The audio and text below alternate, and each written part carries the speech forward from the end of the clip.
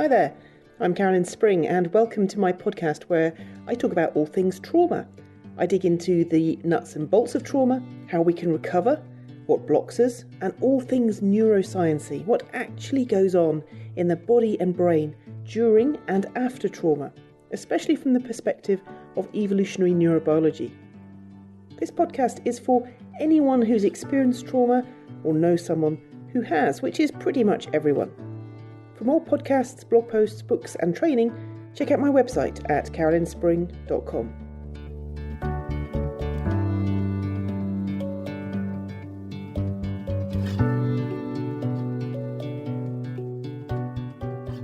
Welcome to this episode. Trauma is not just a distressing event. So my job, what I spend my time doing is writing and speaking and training on trauma and trauma recovery. That's a problem when I'm buying car insurance because there's never a good fit on the drop-down list of occupations. But it's also a problem because it's often a conversation stopper when I introduce myself to anyone. If I just say to people, oh, I help people to recover from trauma, then very often people think I'm a therapist, and that's the kind of stigma that everyone could do without.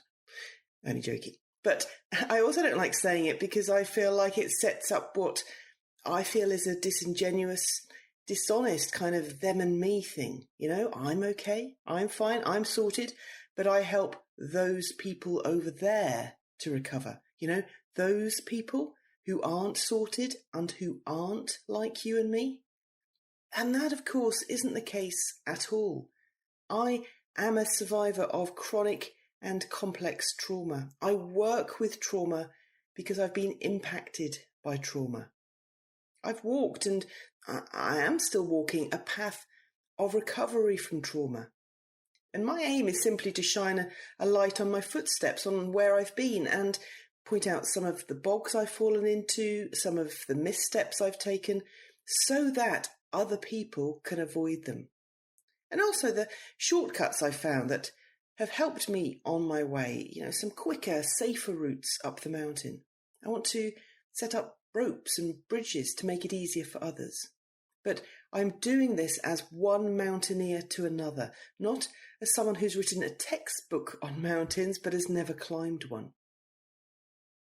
I think when it comes to the trauma world, one of the most damaging things can be a sense of them and us.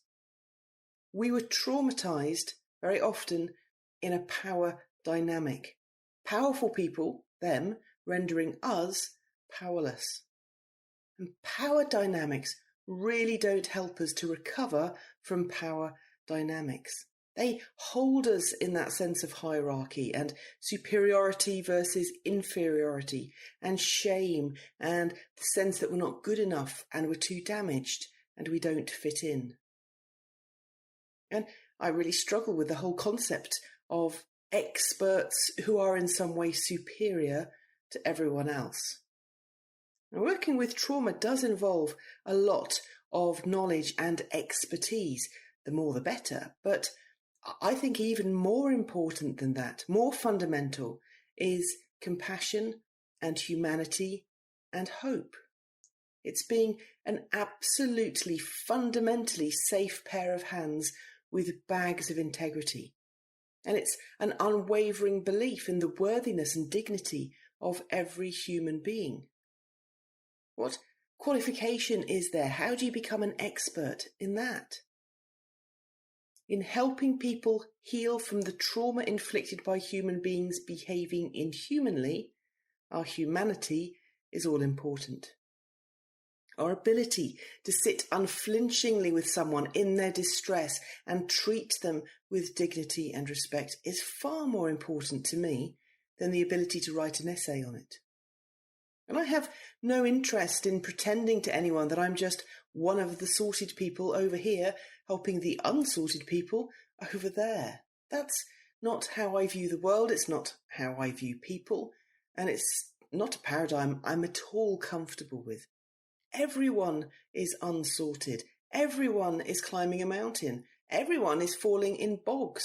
They're just different mountains different parts of the mountain and deeper or gunkier or more lethal bogs. Therefore, whenever I talk about what I do, I always try to throw in the qualifier that I do what I do because of what I've experienced, that I am a trauma survivor too. Now, obviously, in every conversation I have in life, I can't give a rundown and explanation of what I mean by that. I can't explain what trauma, when, how it affected me, where I'm at in terms of dealing with it.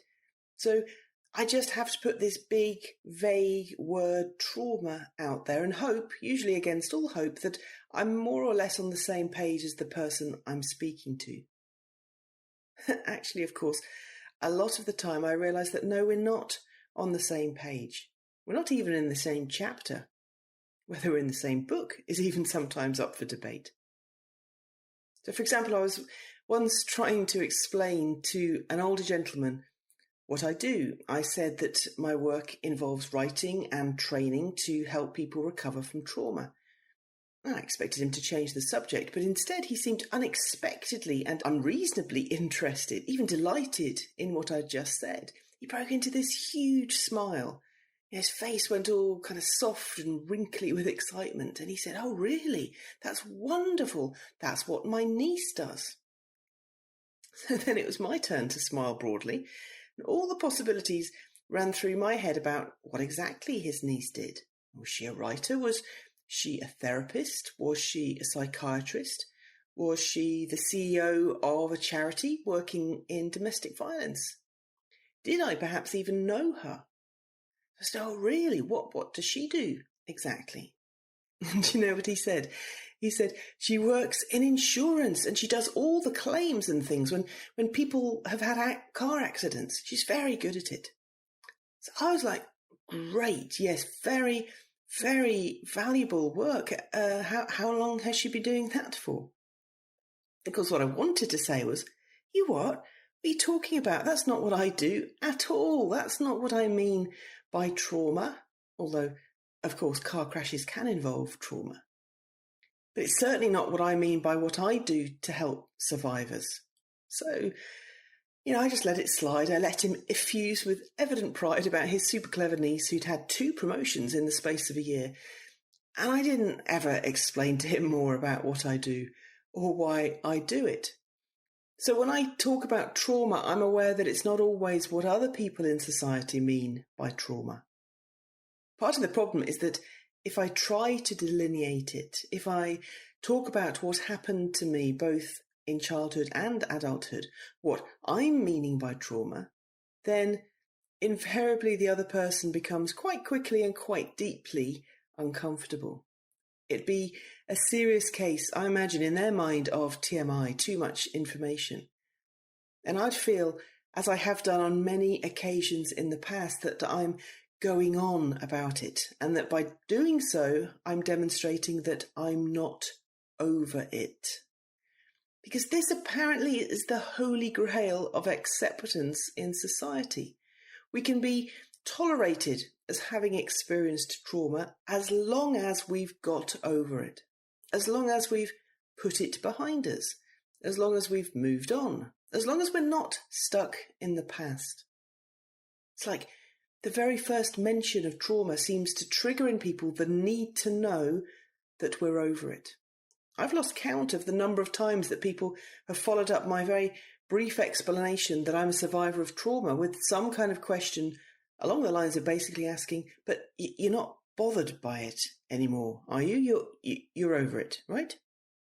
And I used to very dutifully try to concur and agree that yes, although I used to be very messed up by it, I've had lots of therapy now. A bit embarrassing really, just how much. And I've been able to resolve it and know nothing of trauma affects me anymore. You are safe with me.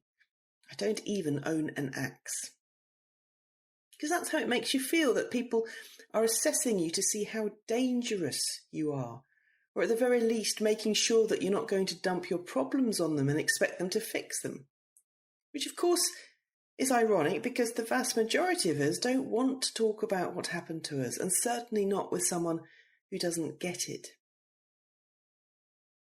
Now, a couple of years ago, I was dating a guy for a little while. That would make a podcast series in itself.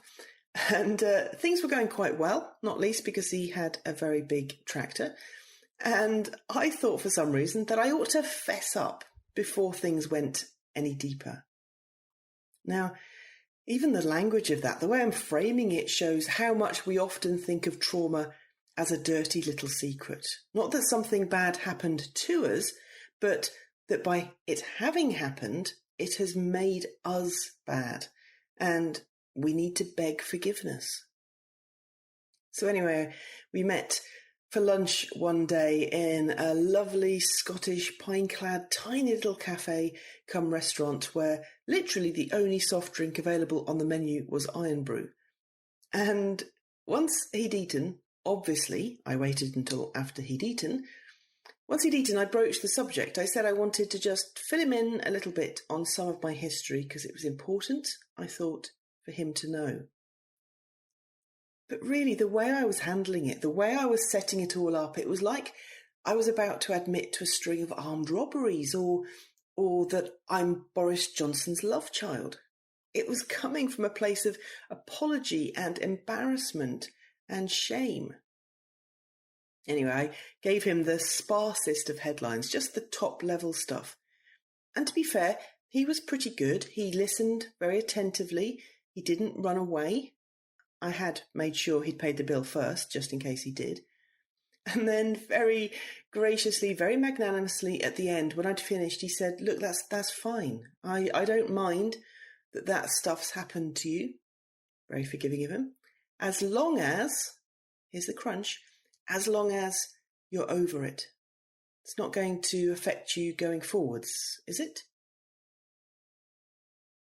There were many moments when a little red flag was waved for me over that relationship, many little red flags that in the end led to its rather rapid demise, but that was certainly one of the biggest. It made me realise that whenever we talk about trauma, the big preoccupation that so many people have is, are you over it? I think actually often what they're saying is, are you over it so that it doesn't bother me, so that I don't have to deal with it? That's problematic at many levels, but I think it's based on a misunderstanding about what trauma fundamentally is. Because what if the very nature of trauma is that it's something that is actually very difficult to get over? What if the very nature of trauma is such that neurobiologically we're not supposed to just get over it, or at least not quickly? I see trauma as the adaptations that our body and brain make in an attempt to stay alive in a dangerous world. And that's why it's difficult to get over it. Because when we're faced with life threat, if our body and brain didn't take it seriously, then we wouldn't survive very long. They didn't pull out all the stops to try to keep us safe, warning us with triggers and flashbacks, making us play it safe and small, getting us hypervigilant for danger, forcing us to assume the worst, getting us to jump to conclusions, making us wary of other people. If we didn't do all these things, all of which are the symptoms of trauma, then our brains and bodies wouldn't be doing a very good job of adapting to danger in order to survive it. In evolutionary terms, it's the ability to adapt that promotes survival. Darwin said that it's not the strongest that survives, but the one who's most able to adapt and adjust to a changing environment. After trauma, we adapt to danger, and our bodies and brains need to make a big deal out of it. If they just whispered to us, hey, you might want to watch out for that saber-toothed tiger, but didn't insist on it, they just left it up to us to be able to choose to ignore the warning, then undoubtedly we would be eaten by said saber-toothed tiger. So trauma isn't something we're supposed to get over easily. It's supposed to impact us. It's supposed to change us. That's part of why it's so hard to shift. The problem isn't with us. And that insight made me really realise why it is that when I talk about trauma, it's not often what society in general thinks of as trauma. My contention is that society thinks of trauma in terms of distressing, upsetting events, sometimes deeply distressing events, but that basically trauma equals a big, bad, scary event that for some reason, either a character defect or a chemical imbalance in our brain, we haven't been able to deal with. The bigger, the badder, the scarier it is, the more traumatic we say the event was. And that's why it can be so hard to grasp that our symptoms, what we often just bracket as mental illness, are based in trauma. Because society has this scale of big, bad, scary things that it counts as trauma. And if your experience isn't on the list, you assume it's not trauma. Basically, we think it doesn't count unless it's things like terrorist attacks and war zones and violent rapes by strangers and kidnappings and car crashes involving blood and severed limbs. Only they really count as trauma in the popular view of trauma. And that sits comfortably with most people. Such events are super big and bad and scary, and that's what trauma is. Or at least that's what allowable trauma is. We'll understand when you can't get over things like that, at least for the first 6 months. But anything else, really, you ought to be putting it behind you and moving on, pronto. So we think of trauma as a hugely shocking, scary, emotional event. We think it's all about how we felt about it. And we all know that big boys don't cry, so if you're upset by something and you're not getting over it, you're evidently either weak or mentally ill. Now, needless to say, that's a harsh way of viewing people. I think it's also fundamentally misguided. Or there's the other end of the spectrum where we use the word trauma to refer to anything that's even mildly distressing.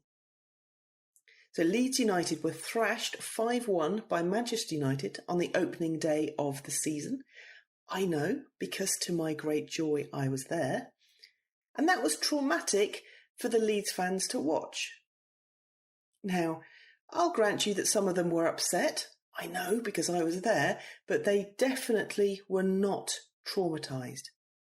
Being upset does not equal trauma. Neither was I traumatised when I was about 20 and I was on a coach going from London to Oxford, and a car pulling a caravan just ahead of us on the motorway lost control. It snaked and wobbled for a few excruciatingly slow seconds over the carriageway and then hit another car in the outside lane.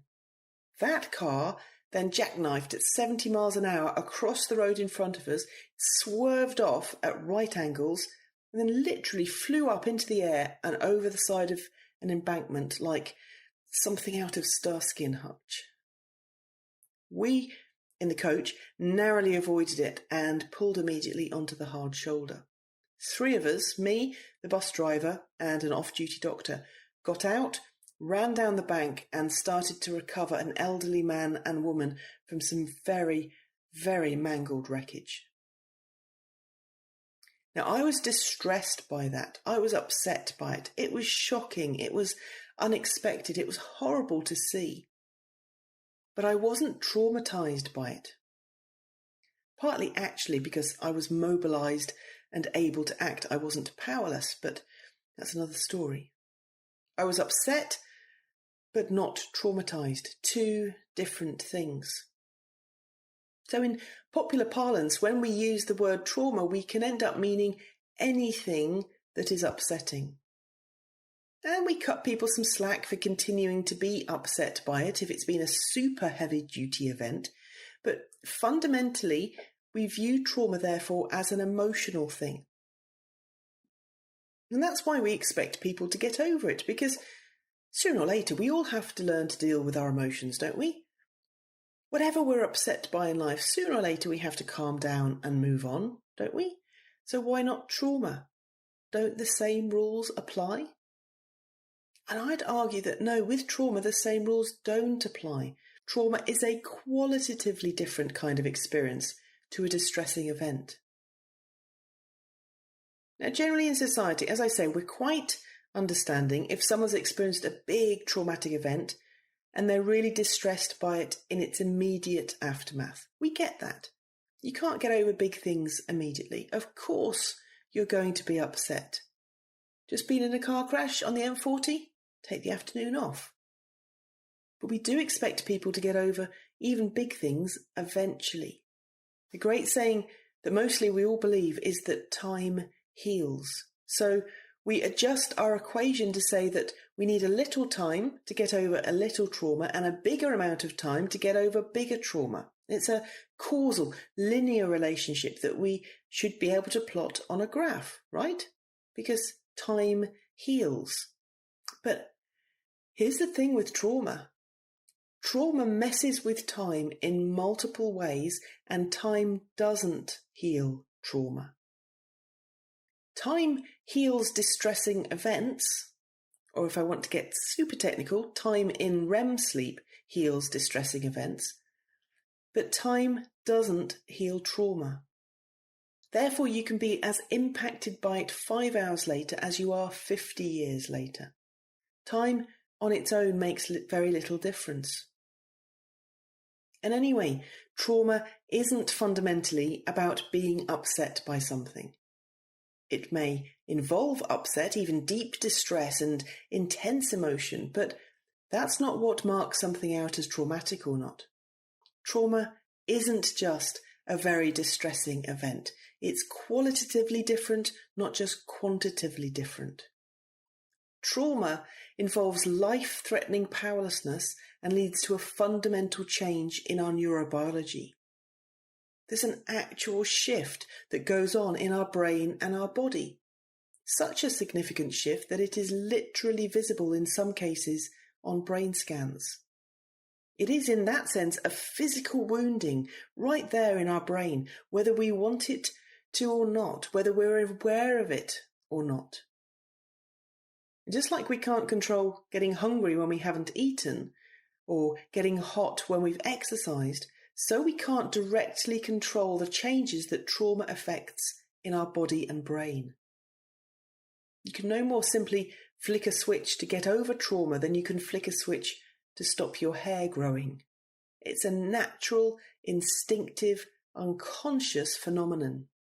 We are literally powerless to control the impact on us of true trauma. So trauma isn't just a big, bad, scary event that distresses us and which we haven't yet gotten over. Trauma, literally, the origin of the word is even that it's a wound. Someone has shot you and a bullet has entered your arm. You can think about it however you like. You can reframe it. You can say, this is no big deal, or it's in the past. But the reality remains that there's a bullet in your arm. And it's like that with trauma.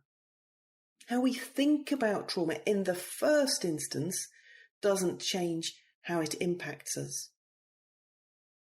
Now, that doesn't mean to say that how we think about trauma in the long run doesn't impact how we recover from it, because it does, but we have to get things in the right order. Trauma recovery is as much about sequencing as anything else. It's about approaching things in the right order. And in the first instance, recovery from trauma involves recognizing exactly how powerless we are to not be impacted by it, and how that impact is profound and primitive. And actually, that impact is for our survival, for our benefit, rather than simply to mess up our lives and turn us crazy. The symptoms of trauma make perfect sense once we understand that our brain and body are adapting to try to stay alive. The symptoms of trauma are not the brain and body gone wrong. We're not either weak or cowardly or lazy or mentally ill. The symptoms of trauma are an attempt to survive and then predict and avoid further life threat. You know, it's hard enough as survivors that we've had to experience trauma. It's totally unacceptable that we then receive such little support for having done so, and that we get blamed and shamed for not having recovered. Experiencing trauma is by its very nature a lonely, intensely isolating experience. That's then exacerbated when society at large fundamentally misunderstands what trauma is, and so puts pressure on us to just move on and put it behind us. I believe that we need to develop a much greater respect for trauma. I think in our modern 21st century arrogance, we reckon that we're thinking machines first and bodies second. That we only have bodies really just so that we can get around and go where we want in order for our brains to have a good time. But one of my big passions is understanding the evolution of Homo sapiens and how as a species, actually the only remaining members of the genus Homo, we've evolved as hominins over the last 2 million years with big bodies and relatively tiny brains. The cognitive revolution, the sudden expansion of our ability to think with our front brains, only kicked in around 70,000 years ago, which is the smallest sliver of time in evolutionary terms. So we've evolved largely with our back brains and bodies in charge, and it's been over those millions of years that we've learned and evolved to survive life threat. Trauma isn't a 21st century phenomenon. Trauma, or rather the way we handle trauma, is in our genes. We need to have a lot more respect for the fact that there's an evolutionary, a developmental sequence that we need to follow if we're going to recover from trauma, and that doesn't start with our front brains. We can't think our way out of trauma.